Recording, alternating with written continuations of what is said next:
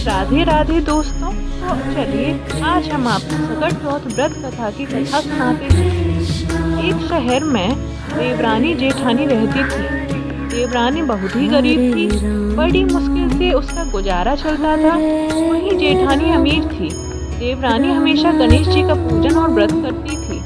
देवरानी का पति जंगल से लकड़ी काटकर बेचता था। देवरानी घर का खर्चा चलाने के लिए जेठानी के घर काम करती थी और शाम को जो भी बचा हुआ खाना होता था वह जेठानी उसे दे देती थी। इस तरह उसके घर का खर्चा चल रहा था। माघ महीने में गणेश जी का व्रत सकट चौथ देवरानी ने रखा। उसके पास पैसे नहीं थे, इसलिए उसने तिल व गुड़ लाकर तिलकुटा बनाया। पूजा करके तिल चौथ की कथा सुनी और जेठानी ने यहाँ काम करने चली गई। सोचा शाम को चंद्र को अर्घ देकर जेठानी के यहाँ से कुछ खाना मिलेगा तो खा लेगी। शाम को जब जेठानी के घर खाना बनाया तो उसके जेठानी का व्रत होने के कारण सभी ने खाना खाने से मना कर दिया। अब देवरानी ने जेठानी से बोला, आप मुझे खाना दे दो जिससे मैं घर जाऊं। इस पर जेठानी ने कहा कि आज तो किसी ने भी अभी तक खाना नहीं खाया, तो मैं कैसे दे दूं? तुम सवेरे ही बचा हुआ खाना ले जाना।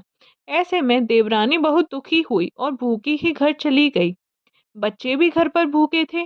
देवरानी का पति, बच्चे सब आस-पास लगाए बैठे थे कि आज तो त्योहार है, इसलिए कुछ पकवान आदि खाने को मिलेगा। लेकिन जब बच्चों को पता चला कि आज तो रोटी भी नहीं मिलेगी, तो बच्चे रोने लगे। उसका पति भी बहुत क्रोधित हो गया और कहने लगा कि दिन भर काम करने के बाद भी वह 2 रोटियां नहीं ला सकती। देवरानी बेचारी गणेश जी को याद करती हुई रोते रोते पानी पीकर सो गई। उस दिन सकट माता बुढ़िया का रूप धारण करके देवरानी के सपने में आई। सपने में उन्होंने देवरानी से पूछा कि सो रही है या जाग रही है। वह कुछ बोली, कुछ सो रहे हैं, कुछ जाग रहे हैं। बुढ़िया माई ने कहा, भूख लगी है, खाने के लिए कुछ दे। इस पर देवरानी ने कहा कि क्या दूं, मेरे घर में तो अन्न का एक दाना भी नहीं है। जेठानी बचा हुआ खाना देती थी, आज वो भी नहीं मिला। पूजा का बचा हुआ तिलकुटा छीके में पड़ा है, वही खा ले।